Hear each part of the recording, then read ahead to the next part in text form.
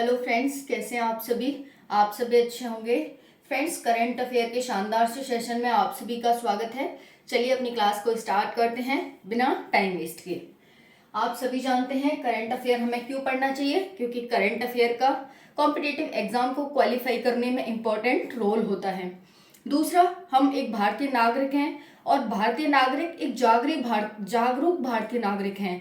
तो देश में क्या चल रहा है इसकी हमें जानकारी होनी चाहिए। तो जो कंपटीशन की तैयारी कर रहे हैं उनके लिए भी इम्पोर्टेंट है और जो कंपटीशन की तैयारी नहीं कर रहे हैं उनके लिए भी इम्पोर्टेंट है। जो नहीं कर रहे हैं उन्हें कम से कम ये तो पता होना चाहिए हमारा देश किस दिशा में जा रहा है, क्या अच्छा हो रहा है, क्या बुरा हो रहा है। तो सभी के लिए इम्पोर्टेंट है। चलिए स्टार्ट करते हैं। डेली करंट एनालिसिस, जिसे डीसीए कहते हैं, सभी प्रतियोगी परीक्षाओं के लिए महत्वपूर्ण है। क्लियर फ्रेंड्स, इसमें आपको PIB, the Hindu, Indian express, daily, मतलब मैं डेली इस बात को बोलती हूँ तो डेली की तरह आपको यही मिलेगा। क्लियर, जो एग्जाम पॉइंट ऑफ व्यू से इंपॉर्टेंट होता है। एग्जाम में क्वेश्चन यहीं से पूछे जाते हैं। आज 11 मई 2023 है। चलिए स्टार्ट करते हैं। क्वेश्चन फर्स्ट क्या कह रहा है, हाल ही में किस कंपनी को नवरत्न का दर्जा दिया गया है। एक कंपनी है जिसे हाल ही में नवरत्न का दर्जा दिया गया है। नवरत्न क्या होता है मैम, बताएंगे। नवरत्न कंपनी का दर्जा मिला है। तो चलिए आपको 4 ऑप्शन दे रखे हैं, राइट आंसर क्या है आप बताएंगे। ऑप्शन ए है रेल विकास निगम लिमिटेड, जिसे RVNL कहते हैं। रेल विकास निगमित लिमिटेड, जिसे RVNL कहते हैं इसे भी। रेल विकास सुपर लिमिटेड, जिसे RVSL कहते हैं। और डी है नोटा, यानी नॉन ऑफ द अबव। तो इसका राइट आंसर क्या है फ्रेंड्स, जो इसका राइट आंसर हो जाएगा हाल ही में किस कंपनी को नवरत्न कंपनी का दर्जा दिया गया है। तो इसका जो राइट आंसर है वो हो जाएगा ऑप्शन नंबर ए। अब देखो क्या डिफरेंस था, यहाँ पर रेल विकास निगम लिमिटेड, यहाँ पर निगमित कर दिया था। तो निगम और निगमित में तो बहुत डिफरेंस है। वैसे यहाँ पर सुपर कर दिया था। तो हमारा जो राइट आंसर है वो RVNL है, लेकिन निगम है, यहाँ पर निगमित नहीं है। तो रेल विकास निगम लिमिटेड कंपनी को हाल ही में किसका दर्जा मिला है, इसको नवरत्न का दर्जा मिला है। चलिए अब बात करते हैं नेक्स्ट। देखो रत्न स्टेटस होता क्या है, क्योंकि रत्न पहले आपको रत्न समझ आएगा, तब रत्न के आपको प्रकार समझ आएंगे और फिर उसके बाद ही आप नवरत्न समझ पाओगे। क्लियर, तो हम रत्न देखते हैं क्या होता है। रत्न स्टेटस होता क्या है, उत्तर मिलेगा इसका आपको कि central public centre enterprises, central public centre enterprises, जिसे हम CPSES कहते हैं। तो यहाँ पर सेंट्रल पब्लिक सेंटर एंटरप्राइजेस को भारत में पब्लिक सेक्टर अंडरटेकिंग, जिसे PSUs कहते हैं, या पब्लिक सेक्टर एंटरप्राइजेस, जिसे PSES के रूप में भी जाना जाता है। समझ आया, नहीं आया तो दोबारा पढ़ेंगे। उत्तर क्या मिला हमें, हमने कहा कि रत्न स्टेटस होता क्या है। किसी ने हमसे पूछा, जब हम ऑटो में जा रहे होते हैं, मेट्रो में जा रहे होते हैं, बस में जा रहे होते हैं और कोई हमारी बगल में पढ़ा लिखा इंसान बैठा होता है, पढ़ा लिखा, तो पूछ लेता है कि भाई बेटा किसकी पढ़ाई कर रहे हो, बेटी किसकी पढ़ाई कर रहे हो। अच्छा ठीक है, अभी हाल ही में एक कंपनी को नवरत्न का दर्जा मिला है, कंपनी का नाम क्या है, ठीक है, आप बता दोगे तो फिर और ज्यादा पूछेगा। अच्छा बेटा नवरत्न कंपनियां होती क्या हैं, रत्न होता क्या है, कितने प्रकार की होती हैं, भारत में वर्तमान में कितनी नवरत्न कंपनियां हैं। तो आपसे कुछ भी क्वेश्चन पूछने लग जाएगा। आप जैसे जैसे उससे देखोगे ना कि हाँ बच्चा समझदार है, पढ़ा लिखा है, हाँ इसे कुछ नॉलेज है, तो वो आपसे क्वेश्चन पूछते जाएंगे। लेकिन आप एक क्वेश्चन का ही रिप्लाई नहीं करोगे तो फिर वहीं के वहीं चुप हो जाएंगे कि ये तो वैसा ही है, इसे तो कुछ नहीं आता, लेकिन पता नहीं तैयारी कैसी कर रहा है, क्या पास होगा, टाइम वेस्ट कर रहा है, ये कर रहा है, वो कर रहा है, फिर 1000 तरह की बातें उनके मन में चलने लग जाएंगी। वहीं दूसरी तरफ अगर आप उनकी क्वेश्चन का आंसर दे देते हो तो उनकी जो मतलब उनके नजर में आपका जो लेवल है ना वो यहाँ पहुंच जाएगा कि हाँ बच्चा कुछ है। क्लियर हो गया, तो फिर वो आपको नंबर भी लेना चाहेंगे, आपको अपना नंबर भी शेयर करना चाहेंगे कि बेटा बात करना, हम आपसे बात करेंगे, ठीक है, तैयारी करो मन लगा के, जब कुछ बन जाओ तो हम आपसे बात करेंगे, ठीक है, ये सब। तो फ्रेंड्स वही है। तो रत्न स्टेटस होता क्या है, उत्तर है central public central public centre enterprises को भारत में पब्लिक सेक्टर अंडरटेकिंग या पब्लिक सेक्टर एंटरप्राइजेस के रूप में भी जाना जाता है। यानी इसको CPSE को PSUs और PSES के रूप में भी जाना जाता है। देखो कुछ समझ नहीं आ रहा, सिर्फ अभी ध्यान से समझो, पढ़ लो बस। मैं बोल रही हूँ ना, उसे गेन करो बस, और कुछ मत करो, बिल्कुल भी प्रेशर मत डालो। तो हमने देख लिया कि ये कहना क्या चाह रहा है कि जो सीपीएसईज हैं उनको पीएसयूज और पीएसईज कहते हैं, कहा जा सकता है, ठीक है। उसके बाद है विभिन्न क्षेत्रों में, कितने विभिन्न क्षेत्रों में पीएसयूज, कौन से पीएसयूज, चाहे ये कह लो, चाहे ये कह लो, चाहे ये कह लो, बात तो एक ही है, क्योंकि इसको हमने ये भी कह दिया और इसको हमने ये भी कह दिया, ठीक है मैम। फिर विभिन्न क्षेत्रों में पीएसयूज, अब यहाँ पर सब एक ही है, ये इसे कह सकते हैं, इसे हम ये कह सकते हैं, क्लियर। तो विभिन्न क्षेत्रों में पीएसयूज जो कुछ मानदंडों पर अच्छा प्रदर्शन करते हैं उन्हें रत्न स्टेटस दिया जाता है। फ्रेंड्स, किसे रत्न स्टेटस दिया जाता है, ऐसे पीएसयूज, पीएसयूज क्या है, भारत में पब्लिक सेक्टर अंडरटेकिंग, यानी कि जो पब्लिक के लिए काम करते हैं उन सेक्टर को अगर वो अच्छा प्रदर्शन करते हैं तो उन्हें ही रत्न स्टेटस का दर्जा दिया जाता है। समझ आ गया, बहुत इजी था, दोबारा समझेंगे। ऐसे पीएसयूज, पीएसयूज क्या होते हैं, ऐसी कंपनियां जो भारत में पब्लिक सेक्टर के लिए कार्य करती हैं, यानी पब्लिकली कार्य करती हैं, उनको हम क्या कहते हैं, पीएसयूज कहते हैं। और जो पीएसयूज अच्छा प्रदर्शन करते हैं उन्हीं को सरकार के द्वारा रत्न का दर्जा दिया जाता है। क्लियर, बहुत इजी है। देखो, अब रत्न स्टेटस 3 प्रकार के होते हैं। अब कोई पूछ ले आपसे, एग्जामिनर पूछ ले, वो तो पूछेगा ही पूछेगा, लेकिन कोई गैर चलता आपसे पूछ ले कि भाई रत्न स्टेटस कितने प्रकार के होते हैं, तो आप क्या कहेंगे, 3 प्रकार के होते हैं। कौन कौन से, तो देखो, मिनी रत्न, नवरत्न और महारत्न, ठीक है। जो मिनी रत्न है इसकी 2 श्रेणियां होती हैं, श्रेणी 1 एंड श्रेणी 2, ये नवरत्न है और ये महारत्न है। तो सबसे छोटी मिनी रत्न होती है, यानी कोई भी कंपनी अच्छा कार्य करती है, मतलब पब्लिक के लिए अच्छा कार्य कर रही है कोई भी कंपनी, जरूरी नहीं है कि मतलब वो कुछ बड़ाई करे, लेकिन अच्छा कार्य कर रही है, जनता को कुछ अच्छा दे रही है, तो उसको क्या करेगी सरकार, उसे मिनी रत्न का दर्जा दे देगी। लेकिन फिर वो मिनी रत्न से उसकी जो टर्नओवर है वो बड़ा हो जाएगा, वो लाभ ज्यादा कमाने लगेगी, तो फिर सरकार उसे नवरत्न का दर्जा दे देगी, और फिर वो और बड़ी हो जाएगी और लाभ कमाने लगेगी, उसका लॉस बिल्कुल नहीं होगा, सिर्फ प्रॉफिट होगा, तो फिर उससे बढ़ा करके उसे महारत्न का दर्जा दे दिया जाता है। क्लियर हो गया। तो देखो, हमने यहां तक क्या समझा, अब हम वो समझते हैं। हमारा क्वेश्चन क्या था, हाल ही में किस कंपनी को नवरत्न का दर्जा दिया गया है। आंसर था हमारा रेल विकास निगम लिमिटेड, जिसे हम RVNL कहते हैं। क्लियर। उसके बाद हमने देखा रत्न स्टेटस होता क्या है। मैंने क्या कहा था फ्रेंड्स, आपको पहले रत्न समझना है कि रत्न है क्या। अब हमने रत्न समझा कि रत्न क्या है, विभिन्न क्षेत्रों में जो पीएसयूज हैं, विभिन्न क्षेत्रों का मतलब चाहे पढ़ाई में हो गया, चाहे समाज सेवा में हो गया, ठीक है, और चाहे फिर वुमेन एम्पावरमेंट में हो गया, किसी में भी, चाहे फिर वो कृषि में हो गया कि भाई किसानों की मदद के लिए कोई कंपनी है वो अच्छा कार्य कर रही है। तो विभिन्न क्षेत्रों में जो पीएसयूज होते हैं, कुछ मानदंडों पर अच्छा प्रदर्शन करते हैं, उन्हें रत्न स्टेटस का दर्जा दिया जाता है। अब रत्न समझ आया आपको, रत्न 3 प्रकार के होते हैं, मिनी रत्न, नवरत्न और महारत्न। क्लियर। चलिए, अब देखो उसके बाद, या फिर सीपीएस को हम इसे सीपीएस, पीएसयूज, सीपीएस, पीएसयूज या फिर पीएसईएस भी कह सकते हैं। तो या सीपीईएस को 3 समूह में बांटा गया है। तो देखो, कुछ भी कह लो, या तो रत्न को कह लो, रत्न को 3 समूहों में बांटा गया है, क्योंकि रत्न क्या है, पीएसयूई तो है, पीएसयूएसई तो है। क्लियर, कोई भी कंफ्यूज होने वाली बात नहीं है इसमें, समझ आ रहा होगा आपको।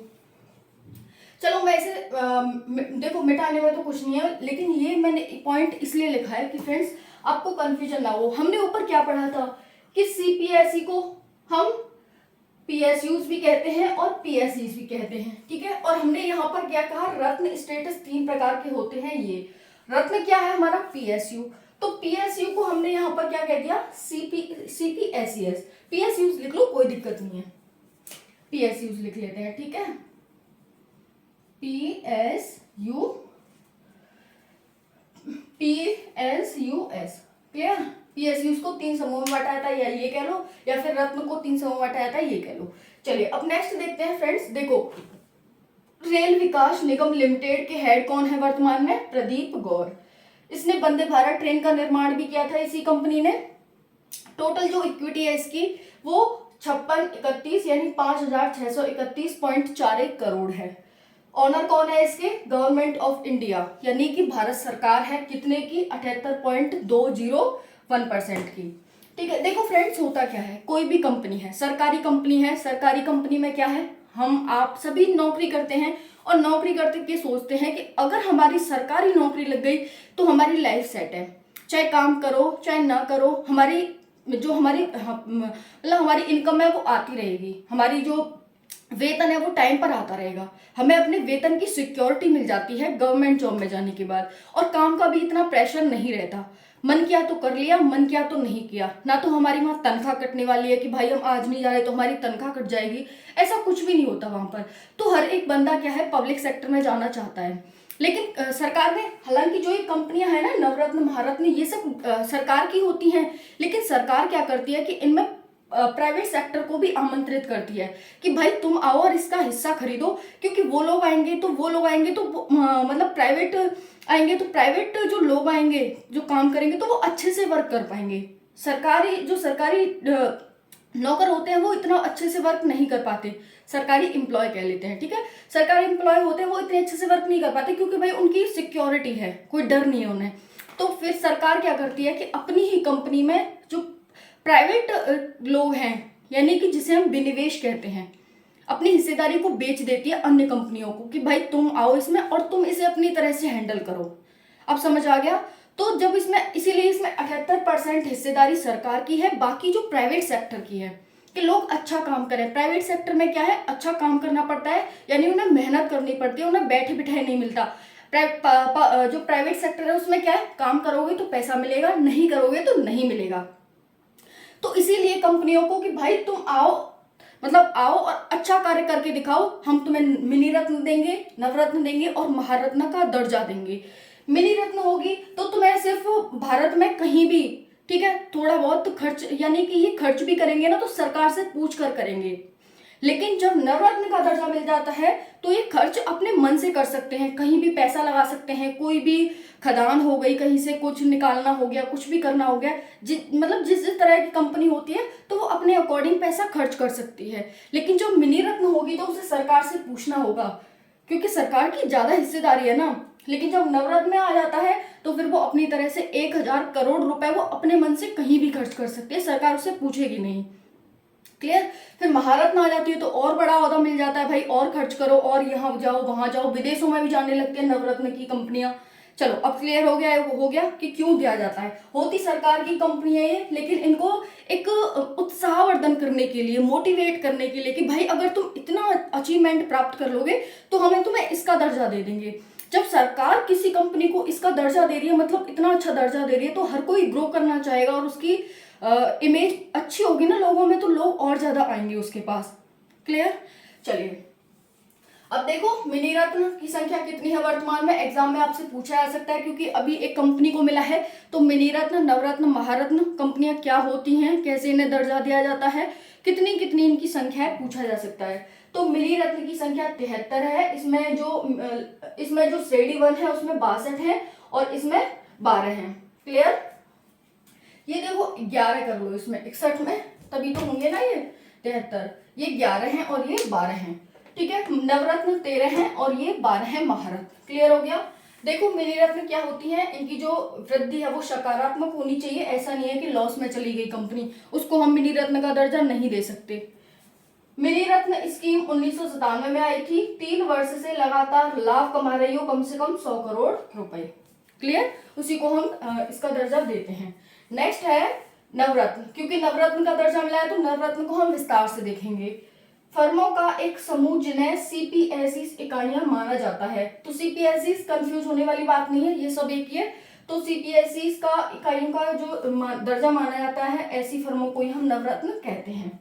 ऐसे फर्मों को सरकार की आधिकारिक अनुमति के बिना 1000 करोड़ रुपए तक निवेश करने की अनुमति होती है या छूट होती है। हाल ही में वित्त मंत्री द्वारा आरवीएनएल को नवरत्न यानी रेल विकास निगम लिमिटेड को नवरत्न सीपीएसई में अपग्रेड करने को मंजूरी दी है। क्लियर हो गया? चलिए अब नेक्स्ट देखते हैं, नेक्स्ट पॉइंट क्या कह रहा है। फ्रेंड्स मोस्ट इंपॉर्टेंट है, ध्यान से सुन लेना। बहुत सारे आपके जो जितने भी पेज है ना माइंड के, वो सारे खोल देगा अच्छे से। देखो अब नेक्स्ट है, हाल ही में वित्त मंत्रालय द्वारा आरवीएनएल को नवरत्न सीपीएस की में अपग्रेड करने को मंजूरी दी है। अब तक कुल 13 नवरत्न कंपनियां हो गई हैं। अब कितनी कंपनियां हो गई हैं? 13वीं है ये आरवीएनएल। तो नवरत्न की संख्या कितनी हो गई? 13। अब देखो नवरत्न की कैसे हुई, जो आरवीएनएल है पहले वो मिनी रत्न होगी, तभी तो उसे अपग्रेड किया गया है, तो इसीलिए यहाँ से कम हो गई। पहले यहाँ पर 74 थी, फिर ये 73 हो गई है, और इसमें क्या है, इसमें 12 थी, अब 13 हो गई है। ठीक है, तो ये कंपनी कौन सी थी? अब ऐसे ही पूछा जा सकता है कि जो आरवीएनएल को हाल ही में नवरत्न का दर्जा दिया गया है, वो कंपनी पहले मिनी रत्न थी, महारत्न थी, कौन सी थी? मिनी रत्न 1 श्रेणी की थी या मिनी रत्न 2 श्रेणी की थी? ऐसे पूछा जा सकता है, तो ध्यान रखेंगे। देखो नेक्स्ट है आरवीएनएल 19,381 करोड़ रुपए के वार्षिक कारोबार और 2021 से 22 में 1,087 करोड़ रुपए का इसे शुद्ध लाभ हुआ था। नवरत्न कंपनियां वैश्विक स्तर पर व्यापार व प्रतिस्पर्धा करती हैं, और इससे क्या होता है ना, और अच्छा काम मिलता है, मतलब किसी भी देश में जाकर के ये काम कर सकती हैं। जो हमारी नवरत्न यानी आरवीएनएल है, देखो वो ना फिलीपींस और मालदीव में ऑलरेडी काम करने को जा चुकी है। तो नवरत्न कंपनियां वैश्विक स्तर पर व्यापार करती हैं और प्रतिस्पर्धा होती है, तो वो और अच्छा कार्य करती हैं। उन्हें जहां भी काम मिलेगा वो वहां पर जा सकती है काम करने, किसी भी देश में। नेक्स्ट क्वेश्चन है, देखो नेक्स्ट है, इसके अलावा आवश्यक पात्रता मानदंडों को पूरा करने पर महारत्न कंपनियां का दर्जा दिया जाता है। जैसा कि बताया आरवीएनएल, देख लो इसकी स्थापना कब हुई थी? 24 जनवरी 2023 को ये अस्तित्व में आया। 29 मार्च 2019 को इसने आईपीओ शुरू किया, इनिशियल पब्लिक ऑफरिंग। ठीक है, आईपीओ लाए जाते हैं, किसी दिन आईपीओ पर वीडियो बना लेंगे। 11 अप्रैल 2019 को इसे सूचीबद्ध किया गया। तो जैसे ही पूछना आता है ना कब अस्तित्व में है, आप बता सकते हैं आप आरवीएनएल कब? रेल विकास निगम लिमिटेड 2023 में अस्तित्व में आया है। ठीक है, क्योंकि अभी मिला है ना इसे दर्जा 24 जनवरी 2023 को, अब वो पब्लिक कर दिया गया है। 11 अप्रैल 2019 को इसे सूचीबद्ध किया गया, 29 मार्च ने इस आईपीओ लाया और अब इसे अस्तित्व में आ गया है कि हाँ ये नवरत्न बन गया है, इसीलिए। नेक्स्ट है महारत्न, टर्नओवर इनका 25,000 करोड़ रुपए लास्ट 5 ईयर में रहा हो। एनुअल नेटवर्थ है वो 15,000 करोड़ रुपए लास्ट 3 ईयर में रही हो। भारत इलेक्ट्रॉनिक निगम लिमिटेड, भारत पेट्रोलियम कॉर्पोरेशन, ये सारी महारत्न कंपनियां हैं। हमारी गेल भी एक महारत्न कंपनी है, ओएनजीसी गेल, ये सब महारत्न कंपनियां हैं। ठीक है, अब फ्रेंड्स अगली वीडियो में हम क्या करेंगे, जो ये 73 मिनी रत्न कंपनियां, खैर 73 तो नहीं, लेकिन हाँ जो मतलब 5 या 10 जो मोस्ट इंपॉर्टेंट होती हैं, बड़ी बड़ी कंपनियां हैं जो, उनको जिन्होंने कुछ अच्छा कार्य किया है, उनको हम अगली वीडियो में लेकर आएंगे। मिनी रत्न, नवरत्न और महारत्न, यानी अभी तक कितनी कंपनियों को मिनी रत्न का दर्जा, ये तो हमने पढ़ लिया, 73, 13 और 12 है, लेकिन कौन कौन सी हैं, कौन कौन सी मिनी रत्न कंपनियां हैं, कौन कौन सी नवरत्न है और कौन कौन सी महारत्न है। क्योंकि स्पेस का अभाव था, इस वजह से मैंने यहाँ पर नहीं लाई हूँ, और ठीक है नेक्स्ट वीडियो में लाएंगे। अब आपको वीडियो कैसी लगी कमेंट सेक्शन में जरूर बताना। मोस्ट इंपॉर्टेंट है, इसकी जो पीडीएफ है ना वो कम्युनिटी पर आपको मिल जाएगी, तो वहां से आप थोड़ी देर में रिसीव कर लेना। ठीक है, चलिए, थैंक यू सो मच। जय हिंद, जय भारत।